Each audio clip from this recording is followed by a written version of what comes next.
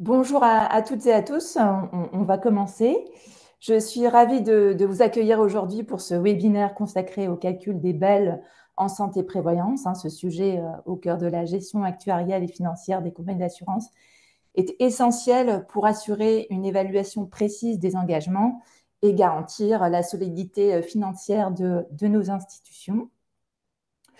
Donc, je vais vous présenter dans un premier temps le plan justement de cette session, si on peut passer au slide suivant.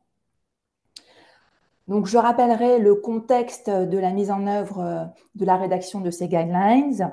Ensuite, je rappellerai les principales différences entre les provisions comptables et prudentielles. J'en profiterai pour préciser certains points sur le provisionnement en normes comptables et prudentielles et notamment sur le risque santé. Et ensuite, je laisserai la parole à Guillaume Biessy, qui vous parlera des modalités de construction de tables d'expérience. Puis je laisserai la parole à Jérôme Sander, qui parlera de la méthode de calcul, je dirais par méthode de cadencement.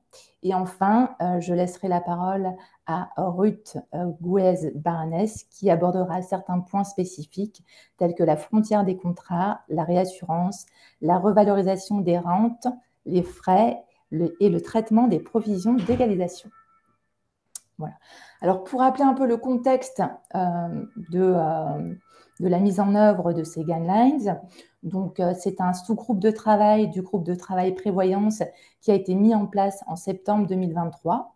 Donc, l'idée était de produire des guidelines telles que cela a pu être fait sur l'assurance vie en 2016 ou l'assurance emprunteur en 2019 en se concentrant sur le risque santé-prévoyance. Donc, ce sont des guidelines qui ont été co-rédigées avec le groupe de travail santé, que je remercie.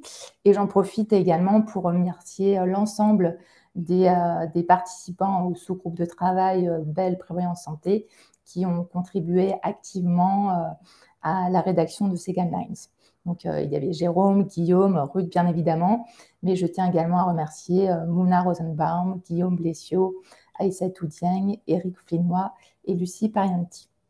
Donc, c'est un document qui se veut accessible au plus grand nombre d'actuaires, qui est structuré et qui va expliciter de façon pratique les principales exigences qui sont relatives justement au calcul et à la mise en place des modèles permettant d'estimer les provisions en assurance prévoyance et santé sur le marché français. Mais attention, et bien évidemment, ces guidelines ne se substituent pas à l'ensemble de la réglementation Solvabilité 2. Donc, si on passe au slide suivant, comment sont présentés ces guidelines? Donc, le plan est le suivant. Donc, après avoir rappelé le cadre général du BE en prévoyance et santé, on fera un petit zoom sur les BE de sinistre. Il y a également une partie qui est spécifique à tout ce qui est construction de tables d'expérience. Ensuite, une partie qui adresse l'approche en tout cas les méthodes de calcul de provision par méthode de cadencement.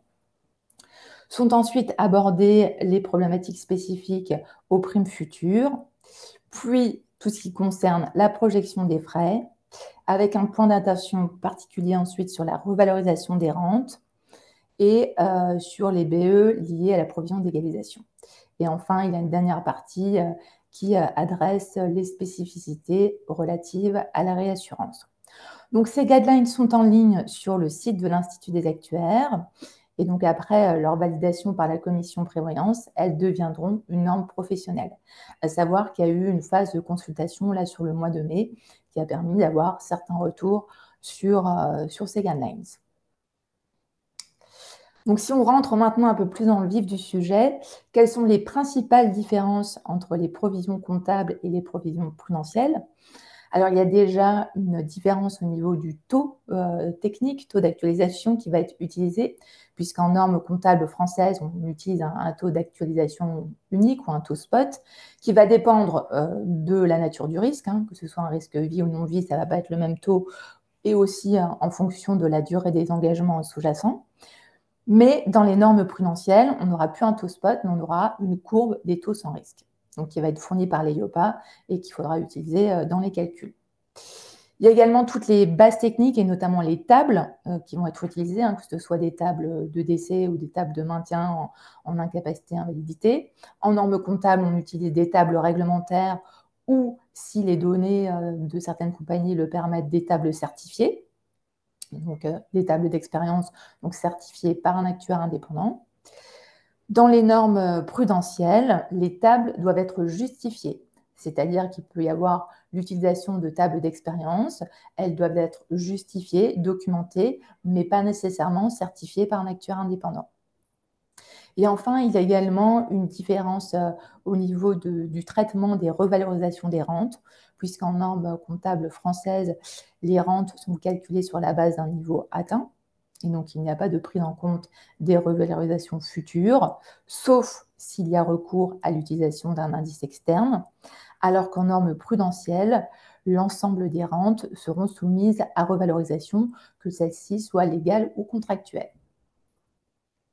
Ensuite, si on zoome, alors si on passe, voilà, si, sur certains aspects hein, plus spécifiques du provisionnement, il faut noter également que les engagements doivent être segmentés en catégories, ce qu'on appelle les groupes de risques homogènes. Et si un contrat présente plusieurs garanties différentes, il conviendra de segmenter ce contrat selon chacun des risques sous-jacents pour attribuer chaque risque au groupe de risques homogènes auquel il correspond. Et donc, ces fameux groupes de risques homogènes doivent correspondre à minima aux lignes d'activité, donc ces fameuses LOB, Line of Business. Enfin, une petite précision pour le risque santé. Donc, sur le risque santé, les best estimates sont estimés à partir des PSAP, hein, les fameuses provisions pour sinistres impayés comptables au 31-12 de l'année N.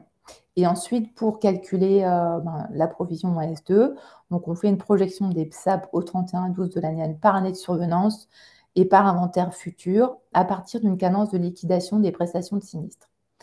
Ce qui est spécifique aux normes prudentielles, c'est qu'il faudra obligatoirement actualiser les flux projetés à l'aide de la courbe des taux EIOPA. Alors qu'en pratique, en normes françaises, effectivement, il n'y a souvent pas d'actualisation. Voilà, je vais maintenant laisser la parole à Guillaume Biessy qui va vous parler des spécificités relatives à la construction des tables d'expérience. Merci Aurélie. Donc, je vais vous dire quelques mots sur qu'est-ce que ça signifie donc construire des tables d'expérience en fait pour la mortalité et l'arrêt de travail. Donc, on va commencer avec le cas de la mortalité et on va se focaliser sur les tables générationnelles, hein. Donc, les tables réglementaires aujourd'hui qui sont utilisées pour le provisionnement comptable et notamment pour le provisionnement des rentes comme en prévoyance les rentes éducation et la rente de conjoint. Ce sont la table TGF pour les contrats individuels. Et depuis peu, en fait, depuis novembre 2024 ou janvier 2025 pour les nouveaux contrats et les renouvellements respectivement, on a également les nouvelles tables TGHF 05 qui sont des tables construites avec des proportions fixes, 60% et 40%, des tables TGH et TGF.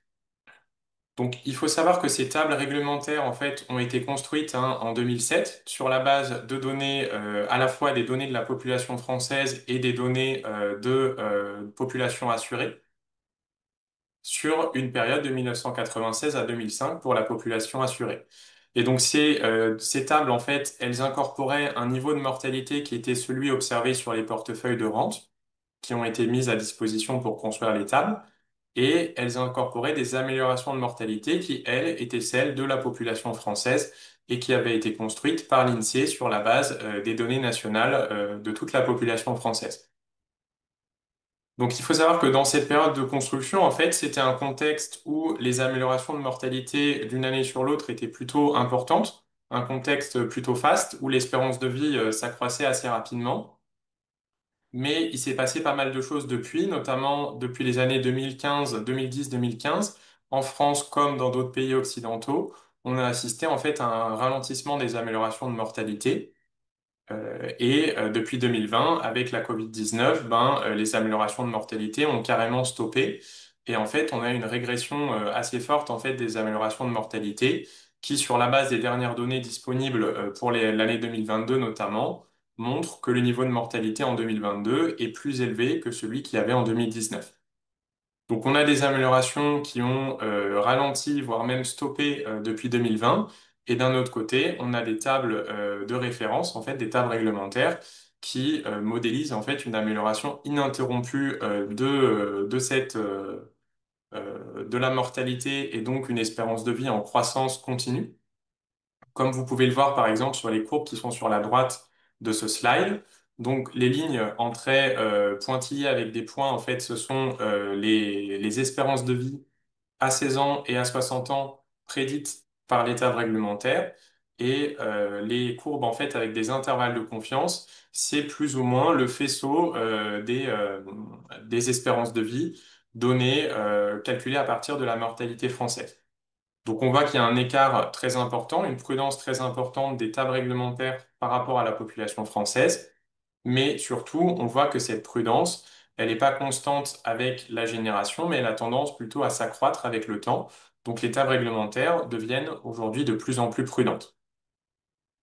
Et dans un contexte solvabilité 2 où il est important non pas de disposer de tables qui sont le plus prudent possible, mais de tables qui sont vraiment au niveau de la mortalité réelle du portefeuille, ça justifie en fait de construire des tables de référence, des tables d'expérience, plutôt que d'utiliser les tables réglementaires telles quelles. Voilà. Quand on veut construire une table d'expérience, il y a plusieurs approches possibles, hein. Il y a même une multiplicité d'approches qui peuvent être retenues, mais ces approches peuvent être classifiées en trois grandes familles. Une première famille d'approches, ce sont des approches en temps discret qui se basent sur une décomposition en fait en périodes. Donc ces périodes peuvent être des périodes d'une année pour la mortalité ou d'un mois pour l'arrêt de travail. Et sur chaque période, en fait, on va regarder l'effectif présent en début de période et le nombre d'événements survenus au cours de la période. Et ça va donner lieu à une modélisation de type binomial. Et donc on se rapproche des modèles de type GLM binomial.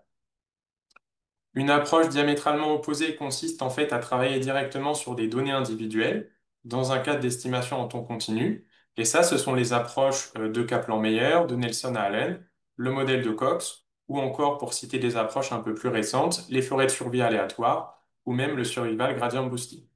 Toutes ces approches ont en commun le fait qu'elles s'appliquent directement aux données individuelles et ont une modélisation en temps continu. Et enfin, un troisième type d'approche est assez similaire à la première. Et en fait, c'est des approches qui utilisent une hypothèse de constance par morceau de la loi sous-jacente pour se ramener à un problème discrétisé. La différence avec la première approche étant que l'exposition au risque est ici calculée comme une durée effective de présence des individus plutôt que comme un effectif initial. Je donne un exemple simple. Imaginons, vous avez un assuré qui est observé sur une année et qui décède en milieu d'année. Dans la première approche, vous allez compter 1 pour l'exposition parce que l'individu était présent au début de l'année. Et dans la troisième approche, vous allez compter 0,5 parce que l'individu est décédé en milieu d'année.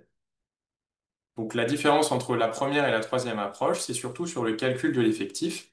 Et cela équivaut en fait à résoudre aussi un modèle qui est plus proche du GLM poisson que d'un GLM binomial. Je passe maintenant à la suite. Et donc, un avantage de plusieurs de ces approches, et notamment de la troisième approche, c'est que pour donc, la première et la troisième approche, vous allez en fait avoir une conservation du nombre d'événements qui sont observés. Donc, si vous avez un certain nombre de décès observés, votre modèle, s'il est construit avec une de ces approches, va vous donner exactement le même nombre de décès prédits au global que le nombre de décès qui ont été observés au global sur le portefeuille. Pour la troisième approche, on a un avantage supplémentaire qui est que l'effet des variables explicatives sont multiplicatifs. Donc vous pouvez vraiment les interpréter séparément en disant, par exemple, la mortalité est 70% plus élevée pour les hommes que pour les femmes. Un troisième avantage, c'est que vous pouvez intégrer une table de référence comme offset dans le modèle pour l'approche de type GLM Poisson. Et donc, dans ce cas-là, vous n'allez pas calibrer entièrement, on va dire, une table d'expérience, mais vous allez simplement calibrer un coefficient de passage qui permettra de passer de la table de référence à la table d'expérience. Et ce coefficient de passage, en fait, pourra être ajusté. Sa complexité, en fait, pourra être adaptée aux variables que vous voulez prendre en compte, en fait, dans votre table d'expérience. C'est-à-dire, si vous avez assez peu de données et vous souhaitez vraiment une approche simple, on peut avoir un coefficient de passage unique, hein, qui serait le même pour tous les âges, pour les hommes et pour les femmes. Mais on peut également avoir un coefficient de passage par sexe. On peut avoir un coefficient de passage qui dépend également de l'âge, soit de manière affine avec l'âge, soit même de manière non paramétrique. Donc, par exemple, avoir une courbe en fait d'ajustement en fonction de l'âge qui serait calibrée entièrement à partir des données et du comportement observé sur le portefeuille par rapport à celui de la table de référence. Alors, ça, c'était dans le cas de la mortalité. Maintenant, si on passe à l'arrêt de travail, donc pour l'arrêt de travail, il y a une table réglementaire qui est la table du BCAC 2010, mais on a également une table qui est très utilisée en pratique, qui est plus récente, qui date de 2013. Donc pour la table de 2010, c'est une table en fait donc qui est la table réglementaire qui a été homologuée en 2010, mais qui est en fait basée sur des données beaucoup plus anciennes, puisqu'il s'agit de la table de 1993 construite par le BCAC et qui a uniquement été prolongée de 2 ans en 2010 suite au relèvement de l'âge de départ à la retraite. La table de 2013, elle a également été publiée par le BCAC avec 20 années d'écart par rapport à celle de 1993, mais elle n'a pas été homologuée à ce jour. Cependant, comme Aurélie l'a rappelé, pour Solvabilité 2, il n'est pas nécessaire de faire certifier, d'utiliser des tables homologuées ou de les faire certifier. Donc, on peut tout à fait utiliser la table de 2013 plutôt que celle de 2010. Et donc, c'est assez intéressant en fait de connaître les différences entre les deux tables de manière d'être en mesure en fait de choisir la table la plus adaptée pour la construction de sa table d'expérience. On peut passer au slide suivant. Donc, on va parcourir assez rapidement en fait les différences entre les tables 2010 et 2013 pour les trois lois qui constituent l'arrêt de travail. Tout d'abord, le maintien en incapacité. Donc là, on a représenté en fait sur la figure de droite les taux de sortie d'incapacité pour 1000 personnes. Donc les chiffres ne sont pas évidemment lisibles hein, sur ce graphique. Ce qui compte, c'est plutôt le code couleur. Les couleurs bleues en fait correspondent à des taux faibles et les couleurs jaunes correspondent à des taux plus élevés.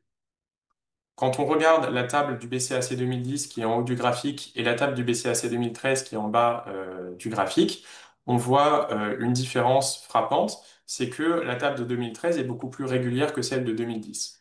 On a des taux qui sont beaucoup plus similaires d'une ancienneté à l'autre ou d'un âge à l'autre. Et globalement, sur toute la surface de sortie de l'arrêt de travail, on a des taux qui sont beaucoup plus proches. Mais les taux, c'est pas très informatif en fait comme indicateur, donc on peut s'intéresser plutôt à la durée moyenne en arrêt de travail après franchise. On a représenté ici sur la figure de gauche. Si on zoome sur le graphique franchise 0 jour, on voit que la table du BCAC 2013 est globalement, pour tous les âges d'entrée en arrêt de travail, plus prudente que la table de 2010. Mais si on regarde maintenant les franchises 30 jours, 90 jours ou 180 jours, on voit que la situation est inversée et c'est la table de 2010 qui est la plus prudente. Donc la table de 2013 donne des durées d'arrêt de travail qui sont globalement plus courtes pour les franchises 30 jours, 90 jours et 180 jours. On passe maintenant à la deuxième loi qui est la loi de maintien en invalidité. Si on regarde la comparaison graphique hein, des deux tables 2010 et 2013, on voit que là encore, la table de 2013 est beaucoup plus régulière que la table de 2010, qui présente notamment des bandes verticales qui indiquent en fait des taux de sortie similaires pour différentes anciennetés, qui est un petit peu un artefact de la méthode de construction qui a été utilisée dans la table de 2010, qui n'est plus aussi visible dans la table de 2013, puisqu'il y a eu un lissage qui a été réalisé. Si on regarde maintenant un indicateur clé comme l'âge moyen de sortie d'invalidité, on voit que globalement la table de 2013 est plus prudente jusqu'à 48 ans. Ensuite, la situation s'inverse, mais que globalement l'écart entre les deux tables n'est pas sensiblement élevé, puisqu'il est au maximum d'un an, quel que soit l'âge d'entrée en invalidité. Si on passe maintenant à la troisième des tables, qui est la table de passage en invalidité, même constat, on voit que la table de 2010 est beaucoup moins régulière que la table de 2013. Et si on regarde cette fois-ci un indicateur agrégé qui est la probabilité de passage en invalidité, donc c'est plutôt la probabilité qu'un arrêt de travail se finisse par une invalidité, quel que soit le moment où le passage en invalidité survient. Et donc ça, c'est un indicateur qui dépend à la fois de cette loi de passage en invalidité qui est représentée ici sur la droite, mais ça dépend également de la loi de maintien en incapacité qui était présentée au début. Et en fait, on voit ici que la table de 2010 est plus prudente que la table de 2013 vis-à-vis du passage en invalidité, quelle que soit l'ancienneté. Donc globalement, les provisions qu'on constitue avec la table du BCAC 2013 seront plus faibles que celles qu'on constitue avec la table du BCAC 2010. Pour la méthode qui peut être retenue pour construire une table d'expérience pour l'arrêt de travail, donc pour chacune des trois lois qui ont été mentionnées ici avant, on va avoir en fait, on peut utiliser également un modèle relationnel, hein, comme dans le cas de la mortalité. Et c'est pareil, on peut utiliser un coefficient d'ajustement dont la complexité dépendra du volume de données qui est disponible et également des variables explicatives qui sont disponibles. Par exemple, si on veut avoir un modèle très simple, on peut utiliser un coefficient d'ajustement unique qui serait le même pour tous les âges et toutes les anciennetés. On peut également choisir d'avoir des effets qui dépendront de l'âge ou de l'ancienneté, donc de corriger la table de référence en utilisant des fonctions de l'âge et des fonctions de l'ancienneté, voire même des fonctions qui vont mêler l'âge et l'ancienneté.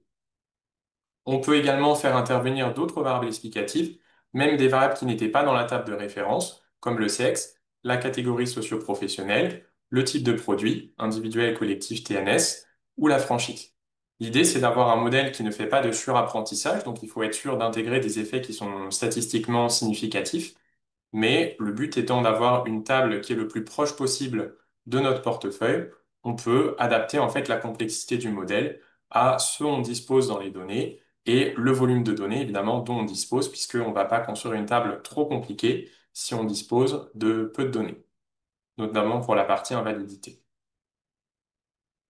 Voilà, je vous remercie, c'était tout pour la partie construction des tables de mortalité et je vais maintenant laisser la parole à Jérôme qui va vous présenter une approche alternative qui est une approche par cadencement.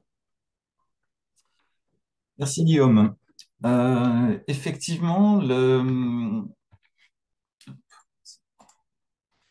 l'idée générale de l'approche par cadencement en fait part d'un constat de place, c'est que les tables proposent plusieurs inconvénients. Le premier, Guillaume en a bien évidemment parlé, c'est que la table réglementaire peut s'éloigner à la hausse ou à la baisse, hein, mais peut s'écarter de la réalité de votre sinistralité. Donc, ce qui impose de construire une table plus adéquate à votre population. Ça, c'est le risque le plus visible.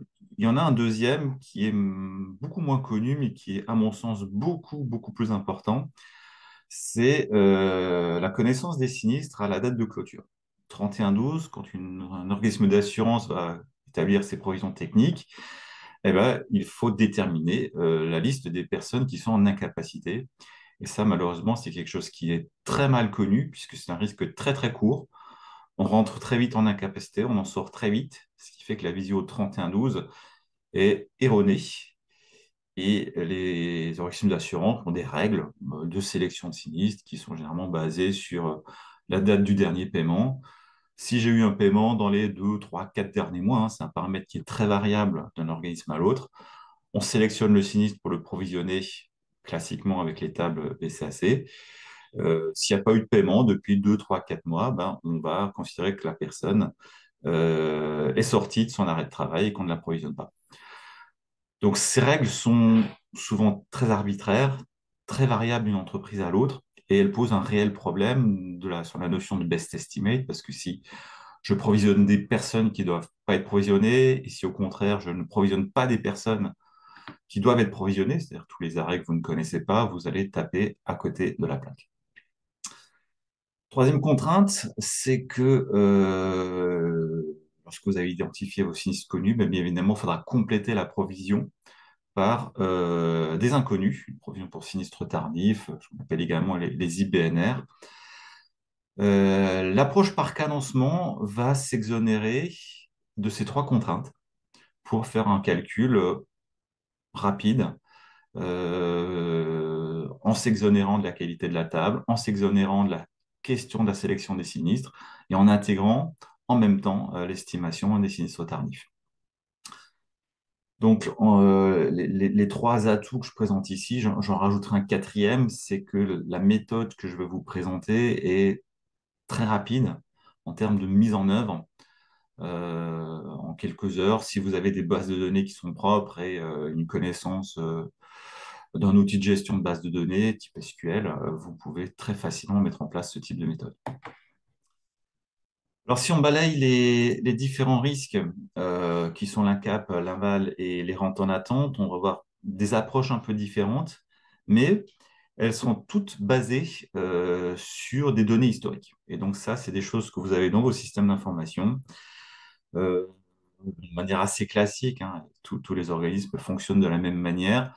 Vous allez avoir un fichier sur l'assuré, vous allez avoir la date de naissance, le sexe, éventuellement la date de décès, et puis des informations sur le contrat, date de souscription, date de fin de souscription des contrats, et puis bien sûr un fichier de sinistre où vous allez savoir ligne par ligne si c'est un sinistre, un cap, un val, faute de santé ou autre, avec la date de survenance, la date de fin et bien évidemment la date de déclaration du sinistre. Ce qui est important dans ces données, c'est surtout les flux, c'est-à-dire qu'on va s'intéresser au fichier des flux. Un fichier de flux, hein, c'est vraiment le nerf de la donnée.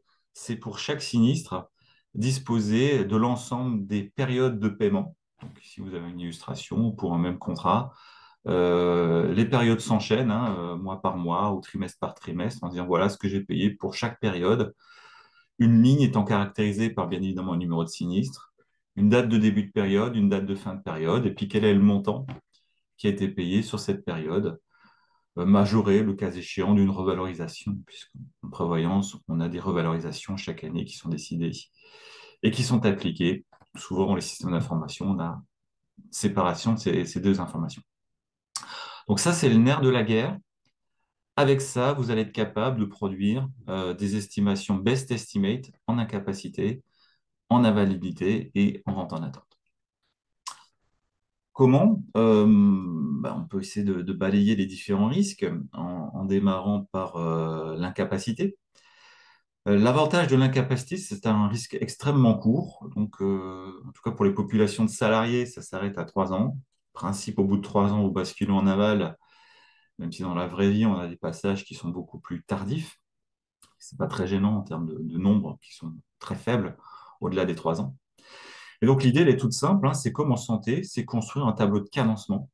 Je peux vous illustrer ça de manière assez simple. Donc je repars du fichier des prestations qui est un vrai fichier. Hein, donc j'ai récupéré ça auprès un de mes clients. Vous avez une notion de garantie, hein, pour dire à quel à quel type de sinistre est attaché la ligne.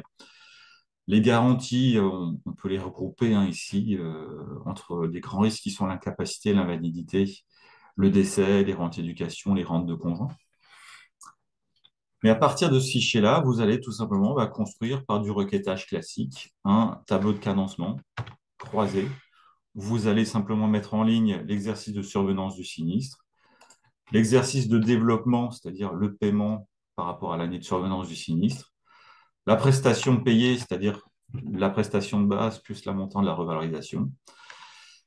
Et bien évidemment, si vous avez des critères en disant mon système d'information n'est pas fiable avant 2012, simplement mettre des critères de sélection sur les risques et récupérer instantanément un tableau de cadencement de cette forme-là que vous allez pouvoir basculer dans vos outils actuariels, hein, type ChainLadder ou autre, qui va vous permettre d'estimer assez facilement du provision best estimate pour l'incapacité. Donc ça, c'est une méthode qui marche très très bien, d'autant mieux que vous avez du volume. C'est un risque court qui est très régulier. Et donc, je répète, vous n'avez plus de notion de table de maintien, vous n'avez plus de notion de sélection de sinistre, et vous embarquez nativement dans les tableaux tous les tardifs, puisque si un sinistre survient en 2015, mais qu'il est déclaré 3 ans plus tard, bah ici, les prestations vont commencer à s'afficher mécaniquement. Avec les coefficients de passage, vous allez intégrer les estimations de ces tarifs. Alors, bien évidemment, hein, faites attention, comme n'importe quel risque, à la qualité de la donnée. S'il y a des retards de gestion, notamment, on le voit ici sur l'année 2018, c'est très criant, hein, on passe de 400, 500 000 euros à 90 000, donc il y a eu clairement un problème en 2018 qui s'est rattrapé par la suite.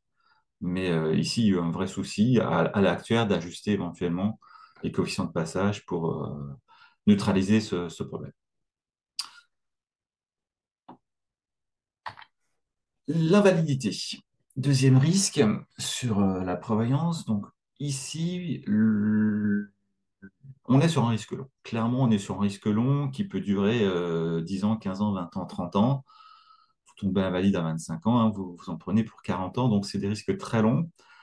L'approche par cadencement semble complexe, voire pas forcément pertinente, hein. De mon expérience, je l'ai vu qu'une fois appliquée chez un de mes clients, avec des tableaux longs, hein, qui faisaient plus de 25 colonnes, donc ça commence à avoir du sens d'un point de vue actuariel, mais ça reste un tableau très long.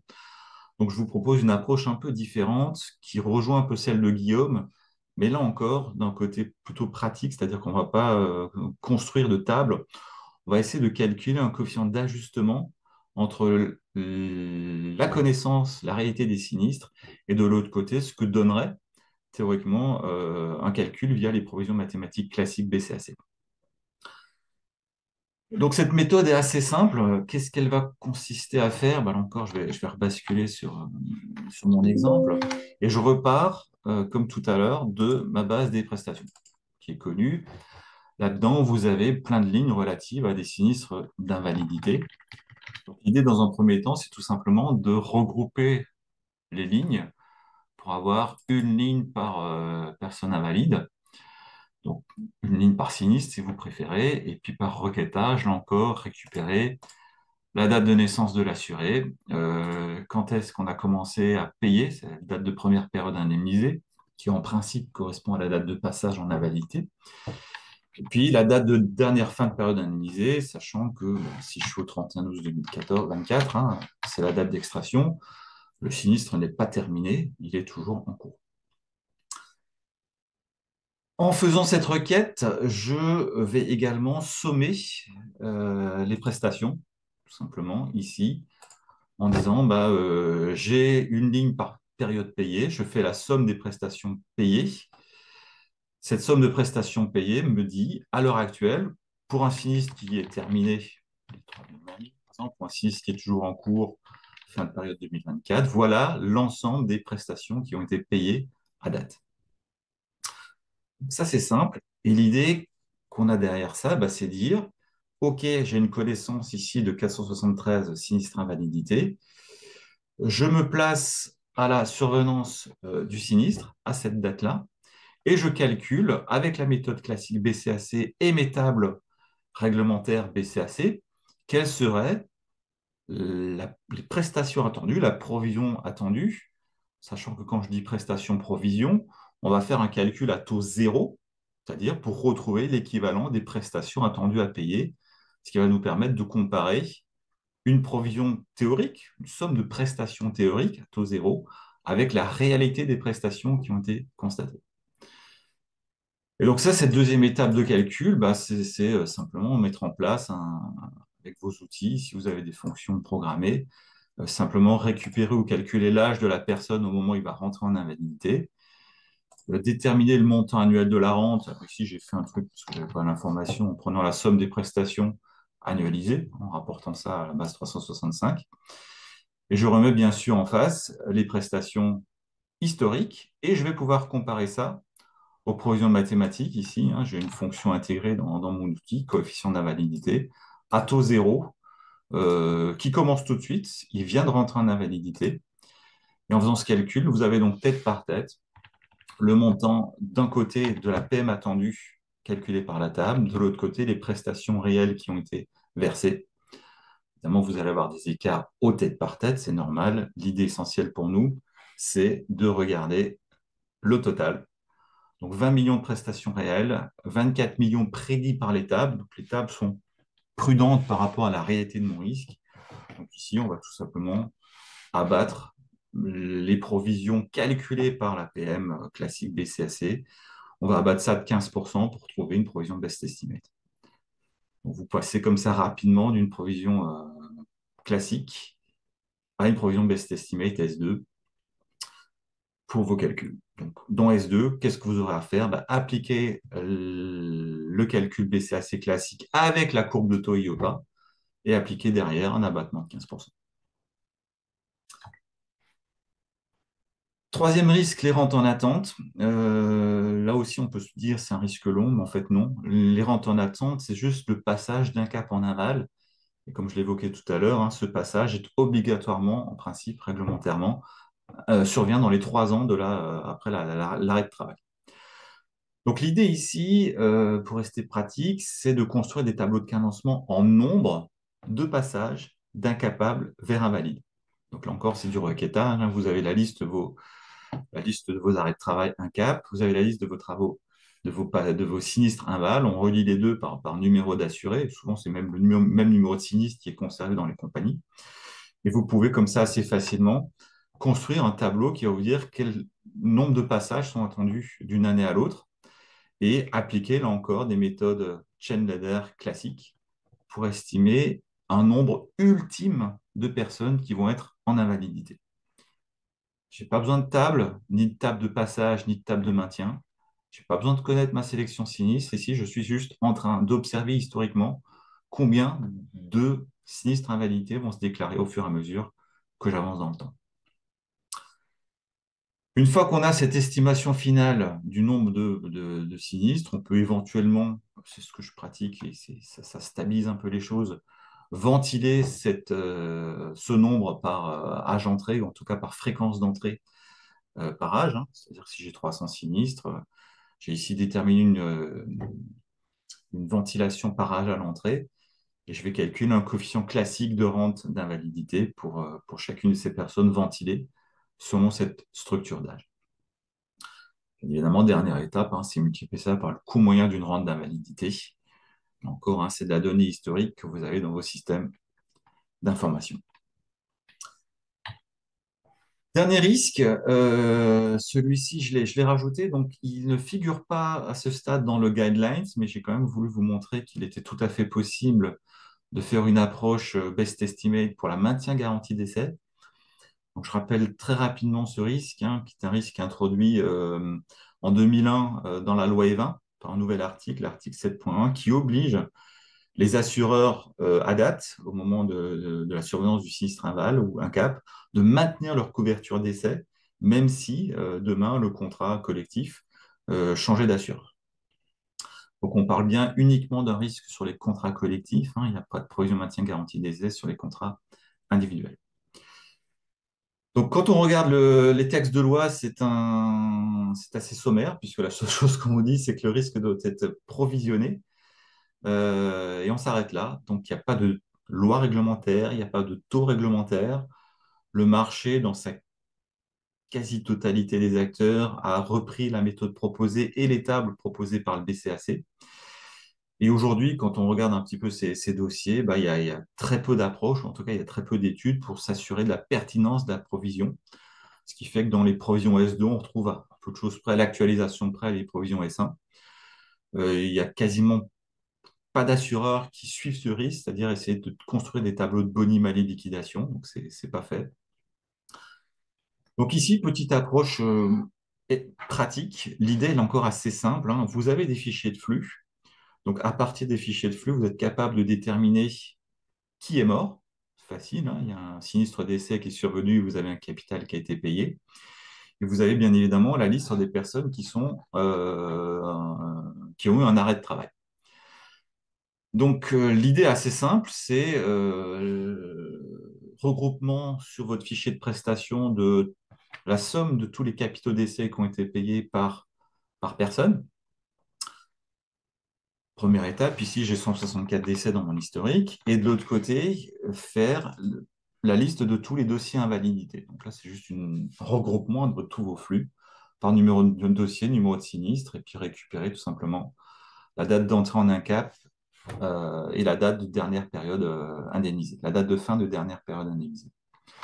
On va relier tout simplement les deux pour identifier les personnes qui sont à la fois mortes et qui ont eu à la fois une période d'incapacité. Et regarder tout simplement l'écart entre la date de décès et la date de fin de dernière période indemnisée. Donc, le premier, il est mort 700 jours après son dernier passage en incap. Ce n'est pas ça qui m'intéresse. Moi, ce qui va m'intéresser, c'est effectivement toutes celles pour lesquelles la date de décès coïncide strictement avec la date de fin de dernière période de payer en incapacité. Et ces personnes-là, ben, par construction, sont des personnes mortes en période d'incapacité. Et donc, on couvre ici, on peut estimer ici la réalité des montants qui ont été payés pour les personnes décédées en période d'incapacité. Donc là encore, hein, c'est que du requêtage SQL, c'est très rapide. On va relier les deux tables et identifier ici, alors toujours quelques petites incohérences hein, qu'il faut remonter à la gestion, hein, au contrôle de gestion. Je l'ai à peu près tout le temps vu, hein, ces petits chiffres. Vous êtes payé au-delà de votre décès, ce qui n'est pas normalement possible. Vous prenez cette base, prestation maintien garantie décès, on va la ventiler hein, par année de survenance et année de paiement pour retrouver un schéma classique de tableau de cadencement. Alors ici, le tableau est assez volatile, hein, donc ça aura plus de sens avec des volumes plus importants, mais même avec ce type de tableau-là, on arrive à avoir une charge plus ou moins un ultime plus ou moins homogène qui va nous permettre d'avoir une estimation best estimée de la provision maintien garantie d'essai pour l'incapacité. On va bien évidemment faire la même chose pour l'invalidité, je crois que je ne l'ai pas détaillé là, mais l'approche est exactement la même, voire identifier les personnes décédées avec comme date de fin de période couverte la date de dernière période payée en invalidité. On sait que c'est des personnes mortes en invalidité. J'ai les montants réels payés et ça me permet d'avoir un best estimate.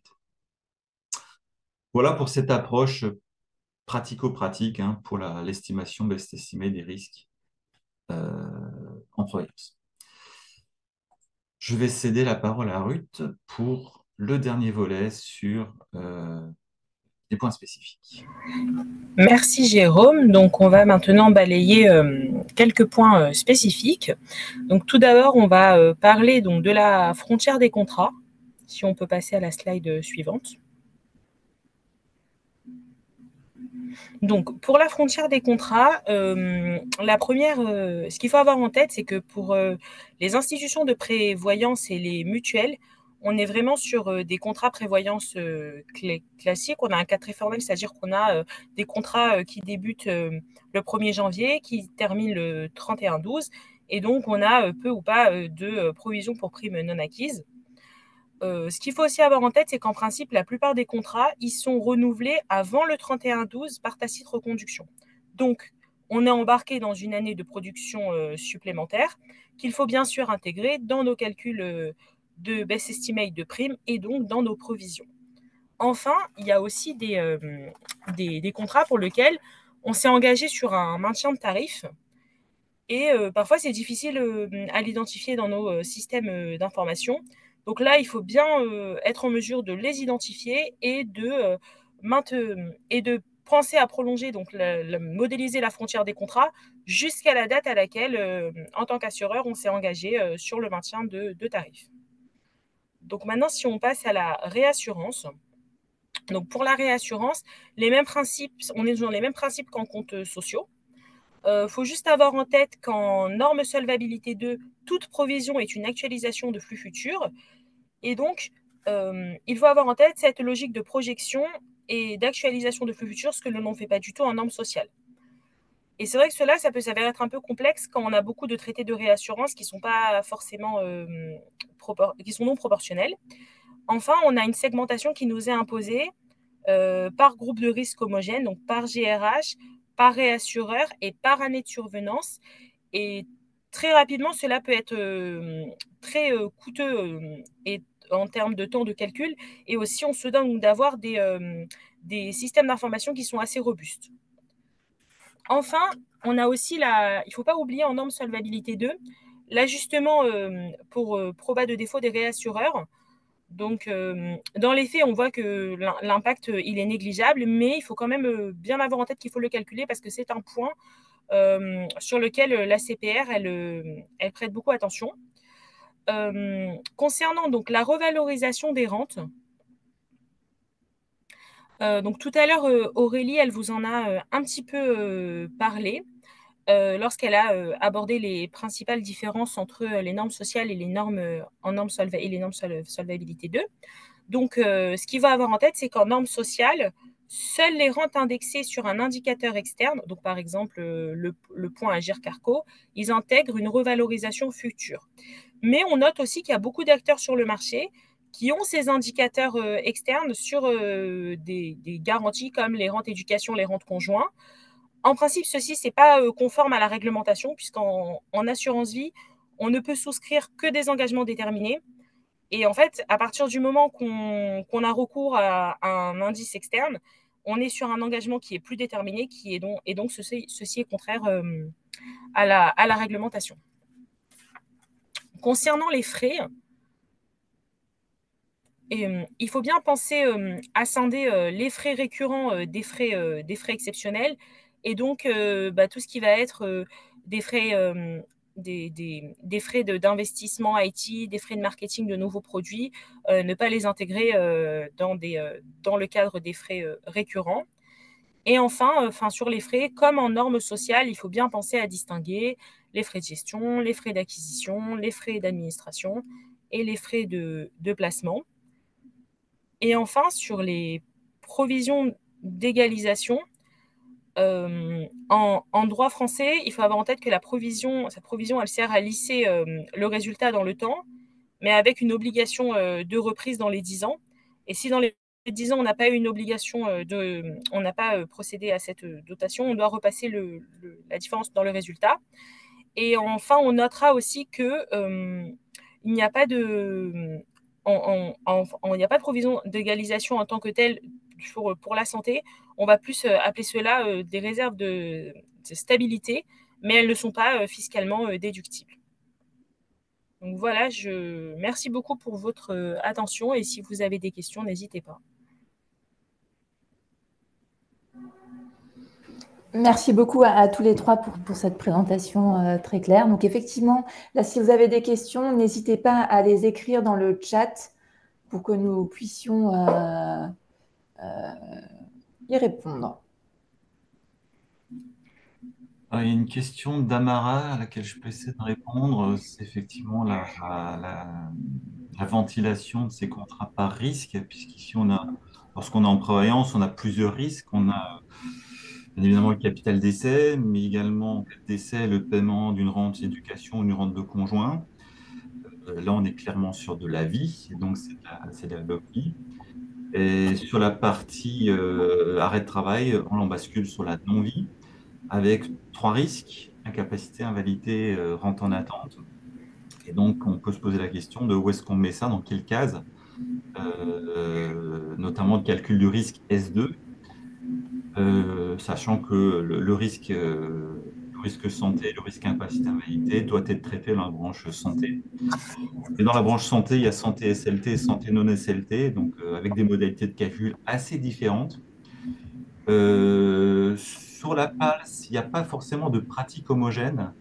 Par contre, il y a eu une position ACPR qui avait été donnée au moment où la norme est sortie. Cette position ACPR consiste à dire que le risque incapacité et rente en attente, c'était de la santé non SLT, et que le risque long invalidité rentrait dans la case santé SLT. Tous les acteurs ne pratiquent pas cette approche, puisque souvent on voit l'incapacité et les rentes en attente qui peuvent être traitées dans le risque santé SLT. Et donc là, les modalités de calcul sont différentes. Donc attention à ça. Santé non SLT, vous allez avoir simplement le fameux 3 fois V fois sigma, donc un calcul assez simple sur le volume de prime et le volume de provision. Si vous passez en santé SLT, c'est plus compliqué, beaucoup plus compliqué. Ok, je peux peut-être prendre une autre question. Là, il y a une question de Vincent Roger. Donc, ces guidelines ont-elles été présentées et discutées avec la CPR? Si oui, quelles ont été les principales critiques de la CPR? Donc, en effet, donc, ces guidelines ont été, en tout cas, ont été transmises à la CPR, donc il y a un peu plus d'un mois. On n'a pas eu de retour à ce stade. Donc, voilà, en tout cas, on va dire que jusqu'à aujourd'hui, il n'y a pas eu de critique sur ces guidelines. J'en profite pour indiquer qu'il y a eu une phase de consultation. Donc, les guidelines étaient en ligne sur le site de l'Institut des actuaires et donc il y avait la possibilité pour tous ceux qui le souhaitaient de faire un retour. Donc, on a eu quelques petits retours qui vont nous permettre d'affiner, mais vraiment à la marge, le document qui est actuellement en ligne sur le site. La prochaine étape étant que ce document soit validé en assemblée générale de l'IA pour qu'il puisse devenir une norme professionnelle, tel que ça a été le cas sur l'assurance vie notamment. Question de Geneviève, auquel j'ai également quelques éléments de réponse sur les provisions d'égalisation, réserve de stabilité. Donc, le slide étant encore à l'écran, je rappelle que il y a une notion de provision d'égalisation qui relève de la réglementation. Vous avez le droit, dans certains cas, notamment le risque de décès, pour l'assurance vie et les opérations de groupe pour l'assurance dommage, de constituer des provisions d'égalisation fiscalement déductibles jusqu'à un certain montant. Le dernier bullet point du slide vous rappelle que cette provision, si elle n'a pas été consommée, devrait être restituée, réintégrée dans le résultat fiscal de l'exercice. Donc ici, vous avez une réponse à votre question, puisque quand on lit ça, réintégration dans le résultat fiscal de l'exercice, ça veut dire que la provision retombe dans la poche de l'assureur. Donc la modélisation, en fait, doit juste s'interroger sur, au final, à qui revient cette provision. Qu'est-ce que je fais de ma réserve de stabilité en santé? C'est quelque chose qui est non réglementaire, donc la réponse appartient à chaque organisme. Et la question sous-jacente, c'est vraiment, est-ce qu'au final, je distribue mes assurés sous forme d'augmentation de prestations, de valorisation ou autre, ou est-ce qu'au contraire, je le conserve pour moi si je peux le récupérer?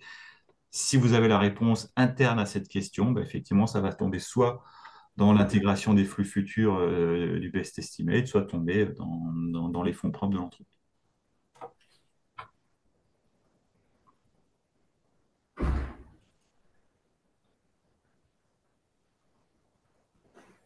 S'il y a d'autres questions. Les provisions BE contiennent-elles des incertitudes? Bah oui, comme toute provision. Doit-on les chiffrer d'après la réglementation en norme française? Non. En solvabilité 2, ou en tout cas au minimum dans l'ORSA, il va falloir essayer d'estimer la sensibilité de votre provision best estimate. Donc, selon les méthodes qui ont été présentées, soit la construction de table, soit l'approche plus classique par cadencement. Moi, je peux parler sur l'approche cadencement puisque c'est plutôt ma partie. Sur l'approche cadencement, comme vous avez des tableaux type chain ladder, vous pouvez appliquer des méthodes de type Bootstrap ou Mac qui vont vous permettre d'avoir une distribution du risque et donc de chiffrer l'incertitude autour de risque. Ça se pratique aussi. C'est pas très compliqué à mettre en place.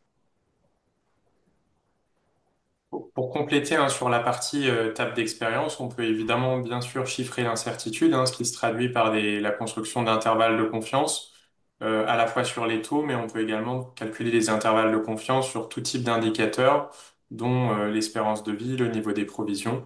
C'est simplement un peu plus complexe que pour simplement les intervalles de confiance sur les taux, mais en tout cas, on peut chiffrer toutes les incertitudes avec les méthodes de table. Sauf celle sur la qualité des données où évidemment là c'est plus un critère statistique pour les déterminer. C'est plutôt le bon sens. Question de Céline sur les coûts et les frais. Donc, effectivement, sur la place, on peut avoir deux approches possibles sur la modélisation des frais. Donc, soit purement proportionnel, comme on l'a présenté dans le support, soit partir sur une logique de coût fixe, coût unitaire, par dossier. Donc, titre personnel, j'ai vu les deux approches. J'ai pas une préférence pour l'une ou pour l'autre. L'approche coût a peut-être plus de sens, mais je crois que vous l'avez mis dans votre message, a peut-être plus de sens pour les risques longs, invalidité, mais effectivement, là où les frais de dossier, les frais de gestion sont assez bien identifiables par dossier. Donc,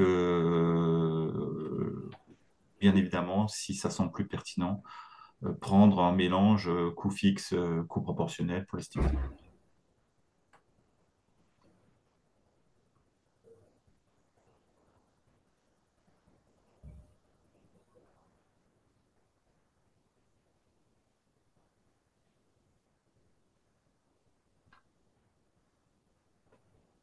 Alors, il y avait une question d'Amara sur le calcul de l'exposition avec l'approche 3. Donc, effectivement, hein, quand on calcule l'exposition au prorata de la durée de présence, on n'a plus une exposition entière, hein, et on peut avoir une probabilité qui dépasse 1. Par exemple, si on a un assuré qui décède en milieu d'année, on a effectivement une exposition de 0,5, un décès observé, et donc, si on fait le quotient des deux, on se retrouve avec une quantité qui vaut 2.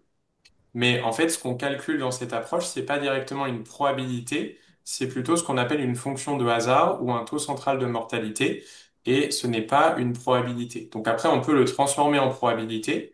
Il y a une relation pour ça, notamment dans le cas de la mortalité, c'est on fait simplement un moins exponentielle de moins la fonction de hasard qu'on a calculée. Mais en tout cas, oui, c'est bien, ce n'est pas une probabilité et c'est important de noter ce point-là. Et ça ne doit pas être utilisé tel qu'une probabilité, même si c'est assez le cas. En fait, il y a une confusion fréquente en fait dans la pratique actuarielle.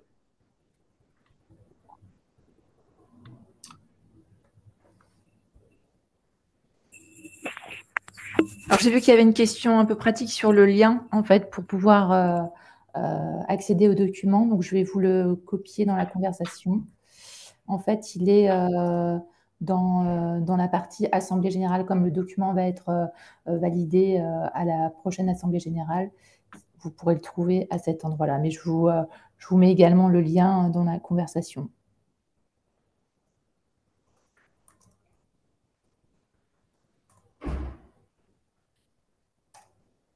La question de Vincent Roger sur l'assurance emprunteur. Donc, quand vous êtes sur un risque emprunteur, là encore, les pratiques varient selon les acteurs et les contrats, hein. Bon, risque d'essai, c'est remboursement du capital restant dû. Invalidité, IAD, absolu définitif, c'est remboursement du capital restant dû. Sur l'invalidité, on peut avoir des pratiques différentes, soit remboursement du capital, soit paiement de l'annuité. Et autre élément, en incapacité, c'est toujours c'est paiement de la mensualité. Donc, dans ces cas de figure, selon vos risques, pour moi, la bonne approche, c'est projeter les flux en tenant compte de la partie, enfin, de la dégressivité des flux qui vont tomber, hein, puisqu'on rembourse un capital restant dû de moins en moins élevé, et de pondérer chacun de ces flux futurs par la probabilité de survenance, hein. Donc, c'est un cas classique, notamment si vous essayez de chercher un calcul de provision pour risque croissant en emprunteur, hein. Vous projetez tous les flux futurs de capitaux d'essai. Ces capitaux baissent avec le temps parce que c'est le schéma d'amortissement de l'emprunt qu'il donne. Et vous pondérez chacun des flux par la probabilité de décéder sur la période associée. C'est ça que je le mets en place.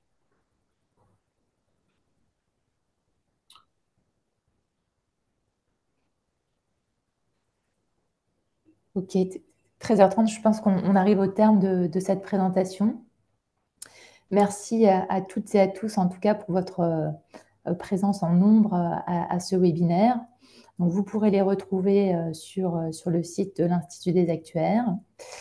J'en profite également pour vous dire que le groupe de travail prévoyance va organiser une réunion en juin ou juillet pour justement fixer les sujets qui vont être abordés à la rentrée. Donc, si vous êtes intéressé pour rejoindre ce groupe de travail, n'hésitez pas à m'en faire part. Voilà, en tout cas, encore merci à Jérôme, Guillaume, Ruth pour cette présentation, à l'ensemble des membres du groupe de travail qui ont participé à la rédaction de ces guidelines, également à l'Institut des actuaires qui nous a permis d'organiser ce webinaire. Et puis, je vous souhaite à toutes et à tous une excellente journée. Merci, bonne journée. Au revoir. Merci à tous et bonne journée.